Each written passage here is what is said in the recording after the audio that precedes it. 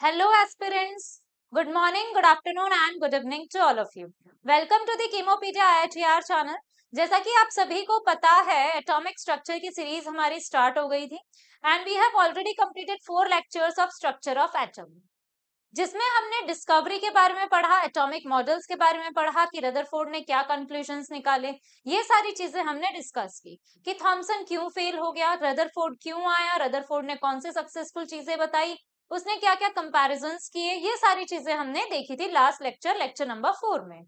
आज जो लेक्चर हम स्टार्ट करेंगे, एटॉमिक स्ट्रक्चर लेक्चर नंबर 5, उस लेक्चर नंबर 5 के अंदर हम कुछ बेसिक टर्म्स देखेंगे which is very important through out this chapter, जैसे कि isotopes, isobars, isodiaphers, isoster, आइसोन्यूट्रॉनिक्स, isotones, ये सारी चीजें हम देखेंगे। ठीक है, तो इन सारी टर्म्स का मतलब क्या है, किस तरीके से आप कैलकुलेट करेंगे और किस तरीके से आप इन सारी चीजों को लेकर आएंगे। ठीक है, आइए तो स्टार्ट करते हैं आज का लेक्चर। अगर आपने चैनल को सब्सक्राइब नहीं किया है तो please do share, like and subscribe the channel. आइए स्टार्ट करते हैं लेक्चर नंबर 5। हेडिंग लिख लीजिएगा, हेडिंग लिख लीजिएगा बेटा, बेसिक टर्मिनोलॉजीज, बेसिक टर्म्स। ठीक है, जिसमें सबसे पहला टर्म है बेटा आइसोटोप्स। आइसोटोप्स, आइसोटोप्स की अगर हम बात करें तो व्हाट इज आइसोटोप? आइसोटोप्स में अगर मैं कहूं तो आइसोटोप वो स्पेशीज होती हैं जिनमें एटॉमिक नंबर सेम होता है बट जिनका एटॉमिक मास क्या होता है, डिफरेंट होता है। तो मैंने कहा अगर मैं आइसोटोप्स की बात करूं तो एटॉमिक नंबर क्या होगा बेटा, सेम होगा। अगर एटॉमिक नंबर सेम है तो नंबर ऑफ प्रोटॉन्स भी सेम होंगे, प्रोटॉन्स भी क्या होंगे, सेम होंगे। मैंने कहा अगर नंबर ऑफ प्रोटॉन सेम है लेकिन डिफरेंट क्या होगा बेटा, एटॉमिक मास। एटॉमिक मास क्या होगा इसका, डिफरेंट होगा। ठीक है, एटॉमिक मास डिफरेंट है बट एटॉमिक नंबर क्या है बेटा, सेम है।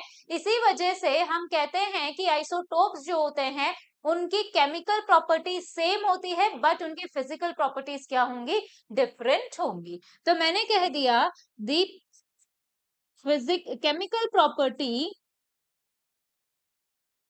chemical properties of isotopes are different but having same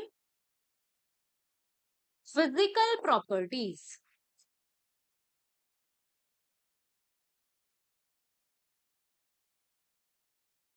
same physical properties. आइए, मैंने कहा अगर मास सेम है तो लेट सपोज मैंने एग्जांपल ले लिया है हाइड्रोजन के आइसोटोप, हाइड्रोजन 1 जिसका मास है 1, दूसरा हाइड्रोजन 1 जिसका एटॉमिक नंबर 1 है बट मास है 2, और तीसरा हाइड्रोजन है जिसका एटॉमिक नंबर 1 है बट मास कितना है बेटा, 3। मैंने पहले भी आपको बताया था कि ये हाइड्रोजन के 3 आइसोटोप्स होते हैं, जिसका मास 1 होता है, इसका दूसरा नाम होता है प्रोटियम, इसका नाम होता है ड्यूटेरियम, इसका नाम होता है बेटा ट्रीटियम। तो मैंने कहा सबसे पहले अगर मैं बात करूं प्रोटॉन्स की तो प्रोटॉन्स कितने हैं यहाँ पर, 1, यहाँ पर भी 1 और यहाँ पर भी 1, ये रहे। ठीक है, मैंने कहा अगर मैं बात करूं ए की मास नंबर की तो मास नंबर कितना है यहाँ पर, 1, यहाँ पर 2 और यहाँ पर कितना है, 3 है। मैंने कहा न्यूट्रॉन्स की अगर हम बात करें तो न्यूट्रॉन्स कितने हो जाएंगे, तो न्यूट्रॉन्स क्या होता है, ए माइनस जेड, मतलब मास में से हम प्रोटॉन माइनस करते हैं, मास में से मैंने प्रोटॉन को माइनस कर दिया, कितना आ गया, 0। मास में से मैंने प्रोटॉन को माइनस कर दिया, कितना आ गया, 1। मास में से प्रोटॉन माइनस कर दिया, कितना आ गया, 2। क्या यहाँ पर एटॉमिक नंबर मतलब प्रोटॉन, सॉरी एटॉमिक नंबर मतलब प्रोटॉन सेम है, सेम है। क्या मास नंबर आपका डिफरेंट है, डिफरेंट है, तो क्या है ये, आइसोटोप्स है।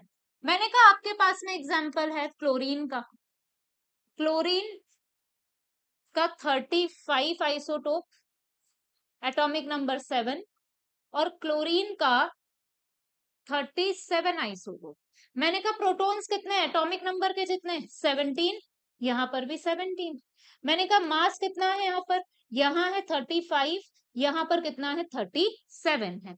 मैंने कहा कितने आ जाएंगे न्यूट्रॉन, यहाँ पर आ जाएंगे 35 माइनस 17, यहाँ आ जाएगा 37 माइनस 17। यस और नो? आइए, तो कितना हो गया बेटा यहाँ से? तो मैंने कहा 15 माइनस 7 कितने हो गए?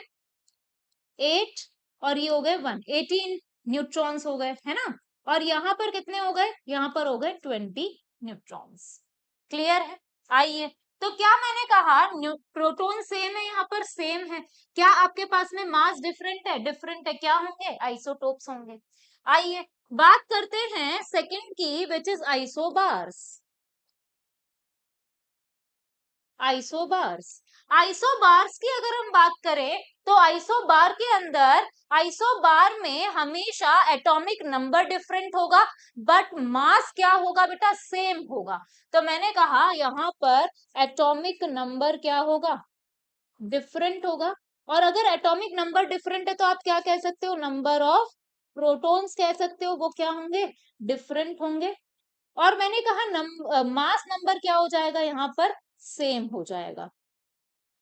मास नंबर क्या हो जाएगा? सेम। जैसे कि मान लीजिए मेरे पास में एग्जांपल है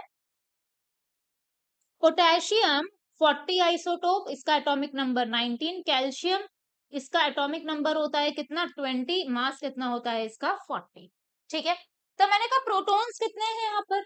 यहाँ है 19 प्रोटॉन, यहाँ पर 20 प्रोटॉन्स। मैंने कहा यहाँ पर एटॉमिक नंबर कितना आ गया? प्रोटॉन के जितना ही, 19 एंड 20।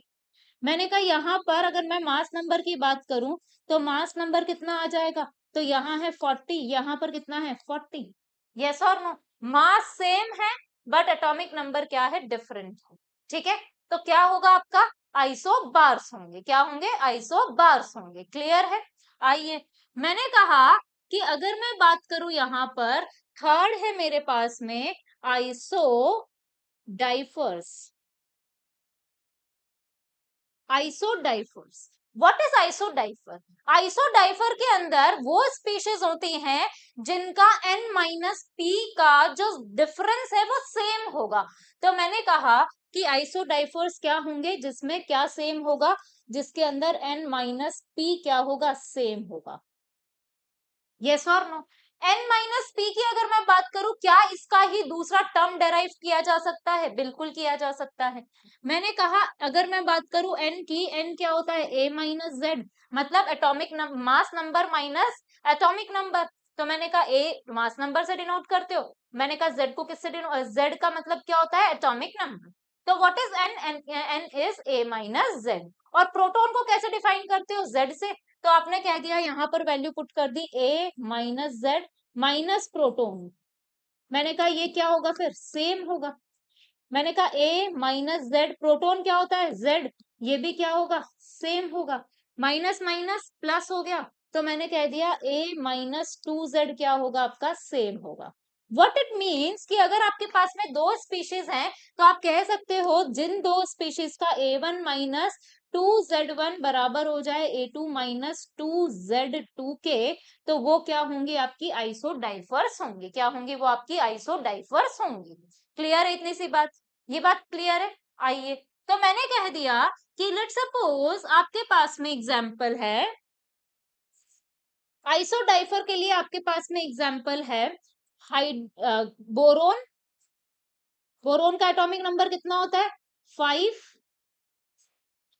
Mass number 11। कार्बन का 13 वाला आइसोटोप, नाइट्रोजन का 15 आइसोटोप एंड क्लोरीन का 19 आइसोटोप। ठीक है, कैलकुलेट करें तो मैंने कहा Z कितना हो गया यहाँ पर? 5, 6, 7 और 9। मैंने कहा यहाँ पर A कितना हो गया? 11, 13, 15, 19। न्यूट्रॉन्स निकाले। What is neutron? A minus Z. मैंने A माइनस जेड कर दिया 11 माइनस 5, कितना आ गया? 6। 13 माइनस 6 कितना आ गया? ये 7। यहाँ आ गया आपके पास 15 माइनस 7, कितना आ गया? ये 5, 6, 7, 8, 8। मैंने कहा ये 19 माइनस 9 कितना आ गया? ये 10।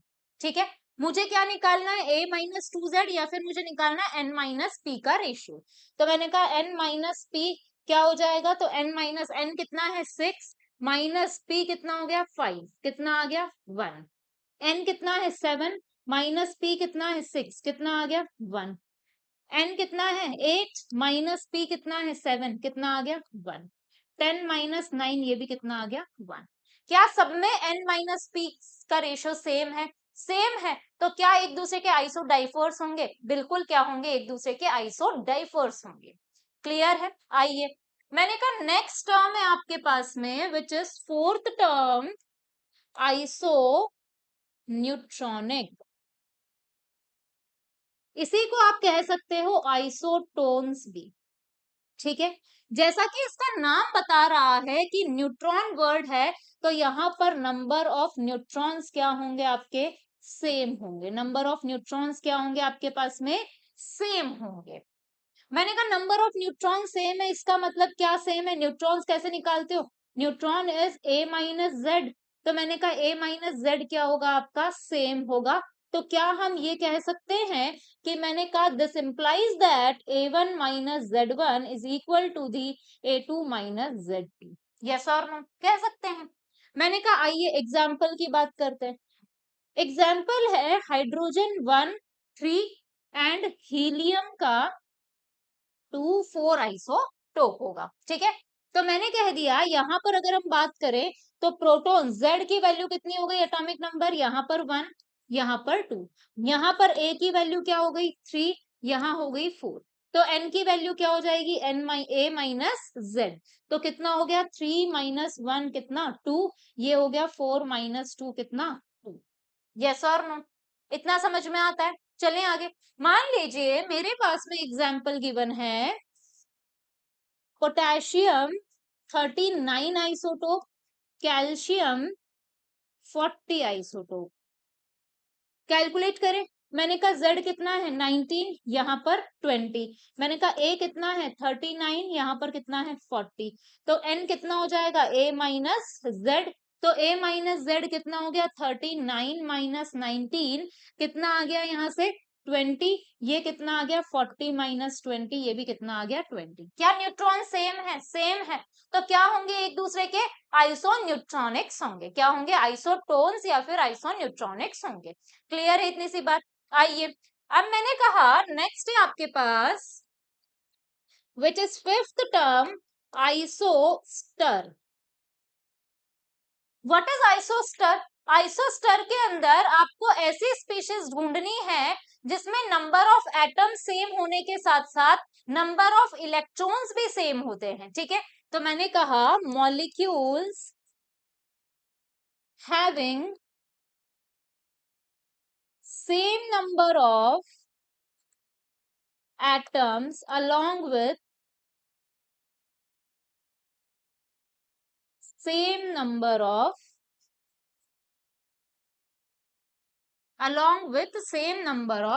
electrons। क्लियर है? लेट सपोज मैंने कह दिया, मैं यहाँ पर ये भी लिख सकती हूँ कि नंबर ऑफ एटम्स क्या होंगे? सेम होंगे, और नंबर ऑफ इलेक्ट्रॉन्स भी क्या होंगे? सेम होंगे। क्लियर है? आइए, अब मैंने कहा लेट सपोज आपके पास में एग्जाम्पल है CO2 एंड N2। मैंने सबसे पहले दोनों में एटम्स काउंट किए। एटम्स कितने? कार्बन का एक एटम, ऑक्सीजन के दो, कितने हो गए टोटल? 3 एटम्स। नाइट्रोजन के दो, ऑक्सीजन का एक, कितने हो गए? 3 एटम्स। क्लियर है? आइए, मैंने कहा इलेक्ट्रॉन्स काउंट करते हैं, तो मैंने इलेक्ट्रॉन्स को काउंट किया। इलेक्ट्रॉन्स अगर हम काउंट करें यहाँ पर, तो मैंने कहा इलेक्ट्रॉन्स काउंट करेंगे तो कितना हो जाएगा यहाँ पर? कार्बन में कितने इलेक्ट्रॉन? 6। कार्बन कितने हैं? 1 मल्टीप्लाई बाय 1। प्लस ऑक्सीजन में कितने इलेक्ट्रॉन होते हैं? 8। कितने ऑक्सीजन है? 2। तो मल्टीप्लाई कर दिया 2 से, कितना आ गया? ये आ गया आपके पास में 16। 16 प्लस 6 कितने आ गए आपके पास? 22 इलेक्ट्रॉन्स। मैंने कहा यहाँ पर नाइट्रोजन में कितने इलेक्ट्रॉन? 7। 2 नाइट्रोजन है, मल्टीप्लाई कर दिया 2 से, प्लस ऑक्सीजन में कितने? 8। 1 है तो 1 से मल्टीप्लाई कर दिया। 7 इंटू 2 14। 14 प्लस 8 कितना हो गया आपके पास में? 14 प्लस 8 हो गया आपके पास में 22 इलेक्ट्रॉन्स। क्या आपके पास इलेक्ट्रॉन सेम है दोनों में? 22 22। यस, एटम्स भी सेम है। क्या होंगे एक दूसरे के? आइसोस्टर। ये क्या होंगे? एक दूसरे के आइसोस्टर होंगे। क्लियर है? आइए, नेक्स्ट है हमारे पास six which is isoelectronic. जैसा कि नाम से पता चल रहा है what is isoelectronic, electronic word में इलेक्ट्रॉन्स वर्ड आया हुआ है, तो नंबर ऑफ इलेक्ट्रॉन्स जिसमें सेम होंगे वो होंगे आपके आइसो इलेक्ट्रॉनिक्स। जैसे मान लीजिए एग्जाम्पल है मेरे पास F माइनस एंड नियोन। मैंने कहा F माइनस में कितने इलेक्ट्रॉन, -1 है, तो एक इलेक्ट्रॉन एक्स्ट्रा गेन किया। न्यूट्रल में कितने होते हैं, प्रोटॉन के जितने, और एटॉमिक नंबर फ्लोरीन का कितना होता है, 9। 9 + 1 कितने हो गए इसके अंदर इलेक्ट्रॉन, इसके अंदर हो गए 9 + 1 10 इलेक्ट्रॉन्स। इसके अंदर कितने हो गए, 10 इलेक्ट्रॉन्स। क्लियर है इतनी सी बात, ये बात क्लियर है सभी को। आइए अब मैंने कहा कि ये क्या हो गया आपके आइसो इलेक्ट्रॉनिक्स। ये कुछ बेसिक टर्म्स थी आपके पास में, isotopes, isobars, isodiaphers, isotones, isoneutronics, isoelectronics and isostar. ठीक है, ये कुछ बेसिक टर्म्स थी जिसके बारे में आपको पता होना मैंडेटरी है। ठीक है, आइए एक बहुत इंपॉर्टेंट टॉपिक आज हम कवर करने वाले हैं, which is distance of closest approach. क्या है बेटा, डिस्टेंस ऑफ क्लोजेस्ट अप्रोच। ठीक है, हेडिंग लिख लीजिएगा, distance of closest approach.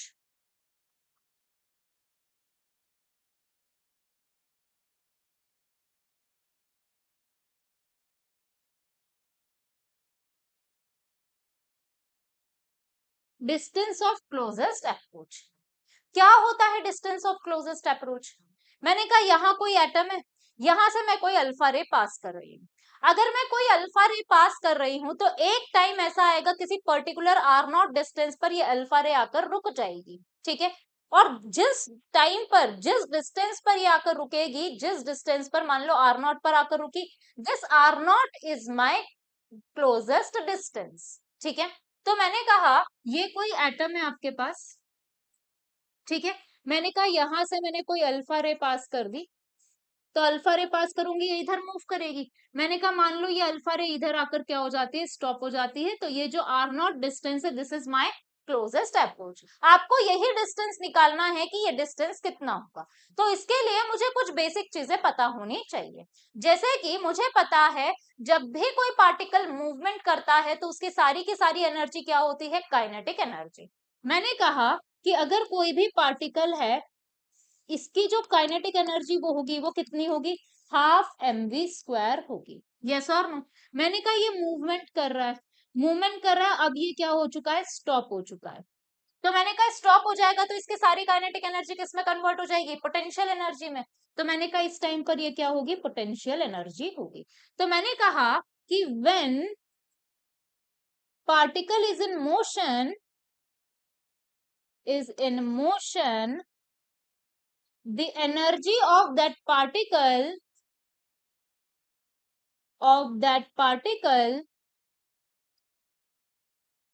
is its kinetic energy, and when it stops, the whole kinetic energy converted into potential energy. Yes और no. आइए, तो मैंने कहा कि यहां से मैं कोई अल्फा रे लेकर आती हूँ। What is alpha ray, alpha ray is doubly ionized helium particle. Yes और नो।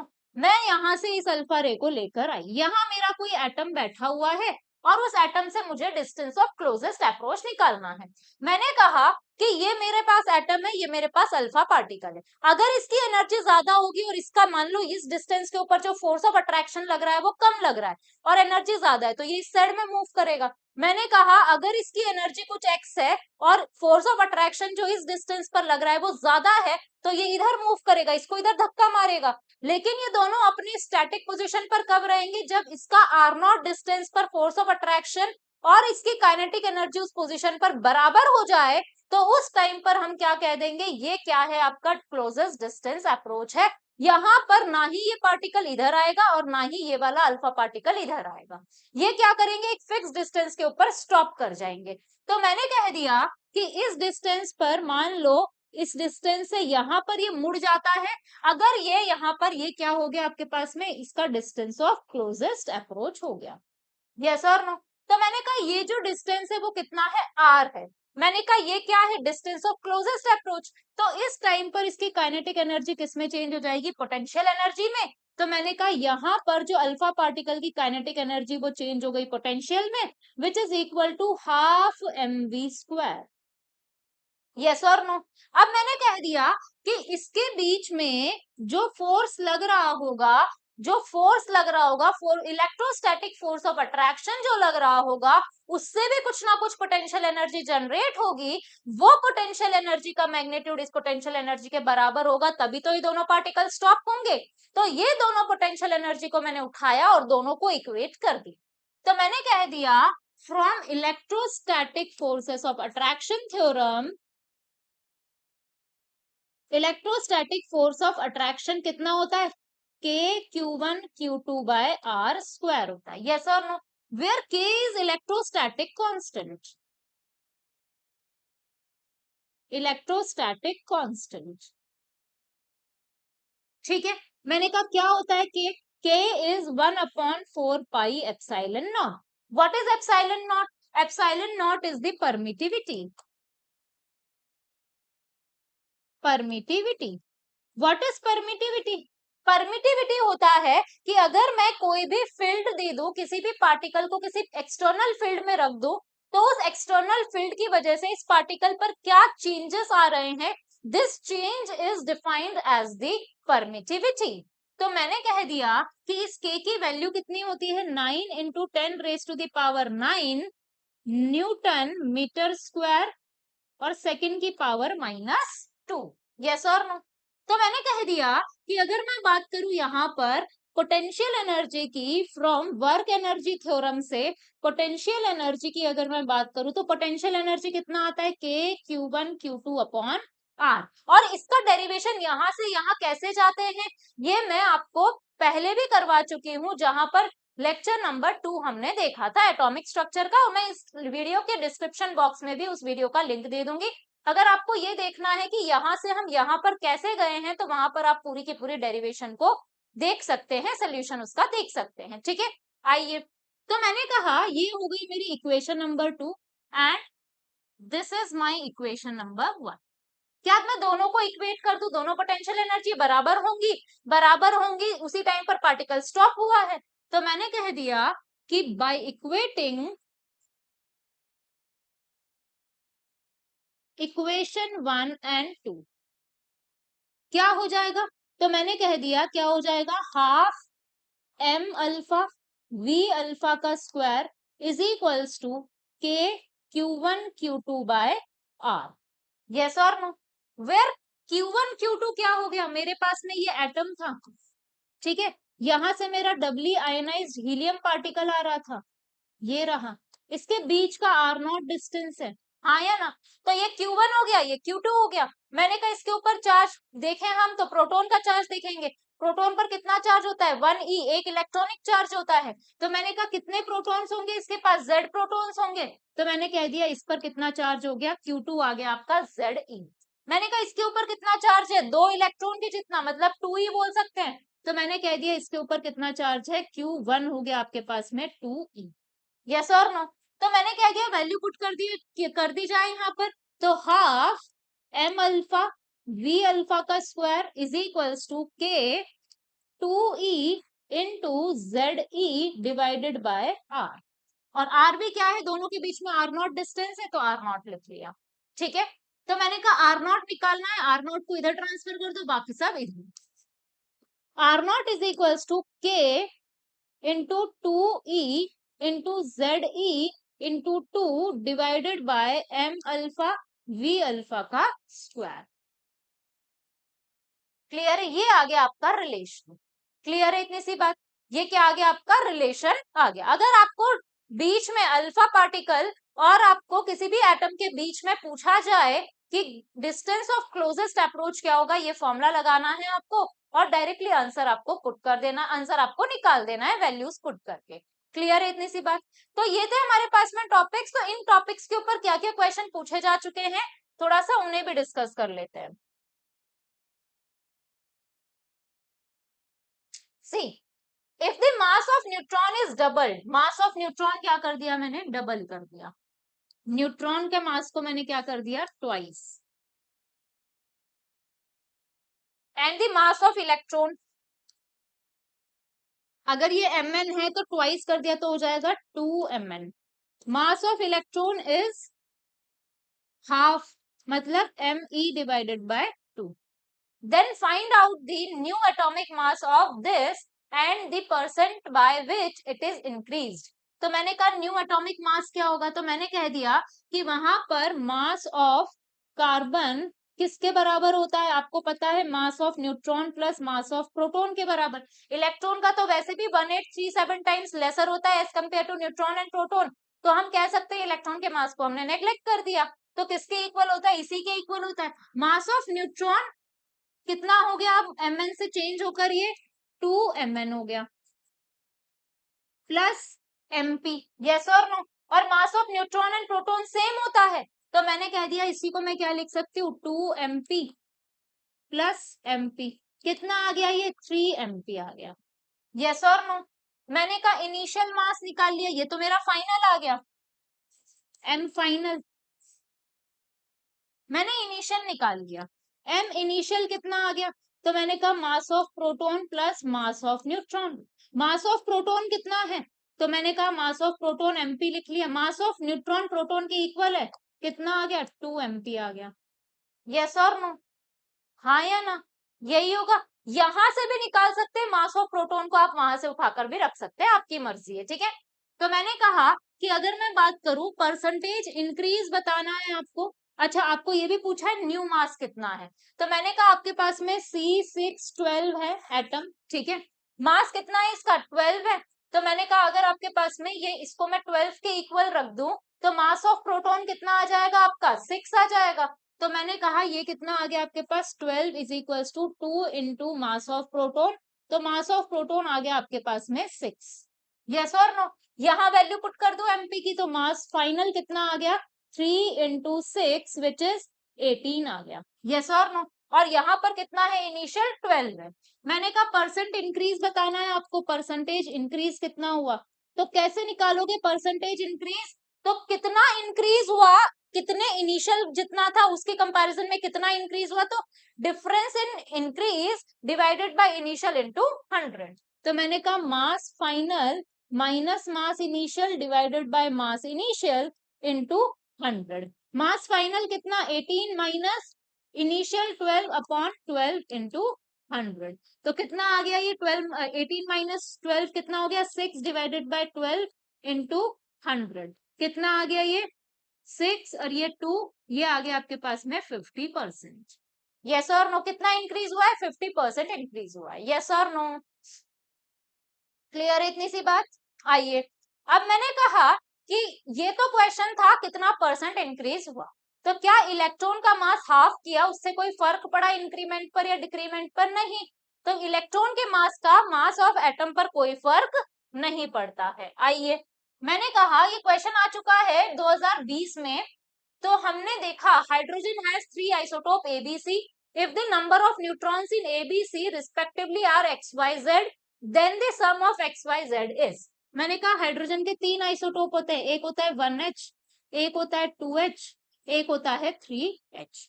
उसने बोला है नंबर ऑफ न्यूट्रॉन्स ABC के कितने हैं, XYZ, और इस XYZ का सम आपको बताना है। तो क्या इन तीनों में हम न्यूट्रॉन्स निकाल ले पहले, तो मैंने कहा न्यूट्रॉन्स निकाला, तीनों का एटॉमिक नंबर 1 है, तो Z की वैल्यू हो गई 1 1 1, A की वैल्यू हो गई 1 2 3, तो A माइनस Z हो गया आपके पास में न्यूट्रॉन, और ये हो गया 0, ये 1 और ये कितना हो गया 2, तो ये हो गया X, ये हो गया Y, ये हो गया Z, तो XYZ कितना हो गया टोटल, 3 हो गया, तो आंसर क्या आ जाएगा आपका 3। आइए, मैच दी फॉलोइंग, ये दे रखा है आपको, आपको पता है आयरन का एटॉमिक नंबर होता है 26, ठीक है, नहीं भी पता है तो देख लो, अब 26 होता है, ये है आपको मैच करना है, मोर देन वन ऑप्शन इसके साथ में मैच हो सकते हैं, ठीक है। सबसे पहले इसको चेक करिए, एटॉमिक नंबर क्या है सेम, बट मास नंबर क्या है, डिफरेंट है, तो क्या ये एक दूसरे के आइसोटोप्स है, बिल्कुल आइसोटोप्स है, तो आइसोटोप कहां पर है, एक तो ये रहा, तो इसके आगे मैंने लिख लिया F मैच कर रहा है, क्या दोनों का मास सेम है, नहीं है, क्या दोनों का एटॉमिक नंबर सेम है, तो बी भी हो गया, ठीक है। मैंने कहा क्या a माइनस टू जेड क्या होता है, ये a माइनस टू जेड किसके लिए था, आइसोडाइफर्स के लिए था। तो a minus two Z same होगा, तो मेरे को ये चेक करना पड़ेगा which is n minus P. तो मैंने कहा n माइनस पी निकालोगे तो इसका कितना आ जाएगा z, और ये n कितना आ गया यहाँ पर 56 माइनस 26 कितना आ जाएगा, ये आ गया आपके पास में 30। न्यूट्रॉन्स कितने आ गए 30। यहाँ न्यूट्रॉन्स कितने आ गए आपके पास में, ये आ गए आपके पास 31। कितने आ गए 31। मुझे n माइनस पी देखना है a माइनस टू जेड से, तो मैंने कहा n माइनस पी कितना हो गया 30 माइनस 26 कितना हुआ 4, 31 माइनस 26 कितने हुए 5। क्या सेम आया, नहीं, तो ये वाला भी नहीं होगा। a माइनस जेड वन, ठीक है, क्या होता है न्यूट्रॉन के लिए देखते हैं हम, तो न्यूट्रॉन क्या दोनों में न्यूट्रॉन सेम है, नहीं है, तो ये भी नहीं होगा। आइसोबार्स तो है ही नहीं, एटॉमिक नंबर सेम है। आइसोटोप्स हमने लगा ही दिया, आइसोडाइफर्स अगर ये नहीं है तो आइसोडाइफर भी नहीं है। आइसोटोन्स क्या न्यूट्रॉन सेम है, सॉरी आइसोटोन्स में हम क्या देखते हैं, हाँ न्यूट्रॉन सेम देखते हैं, तो क्या आइसोटोन्स है ये, नहीं है, तो हमने कहा एच भी नहीं होगा। क्या क्या आ गया सिर्फ एफ और डी। आइए अब हमने कहा क्या एटॉमिक नंबर सेम है, नहीं है, तो मैंने कहा ये तो नहीं होगा। ए चेक करो, क्या मास सेम है, नहीं है, ए भी नहीं होगा। यहाँ पर आइसोडाइफर, डाइफर चेक करें, यहाँ पर 32 माइनस 16 न्यूट्रॉन्स कितने हो गए 16, यहाँ न्यूट्रॉन्स कितने हो गए, यहाँ हो गए आपके पास में 15 और 16। क्या न्यूट्रॉन्स है, सेम है, हाँ सेम है। एन माइनस पी चेक करें, 16 माइनस 16 0, 16 माइनस 15 1, तो डाइफर तो नहीं है, तो ये भी नहीं है और ये भी नहीं है।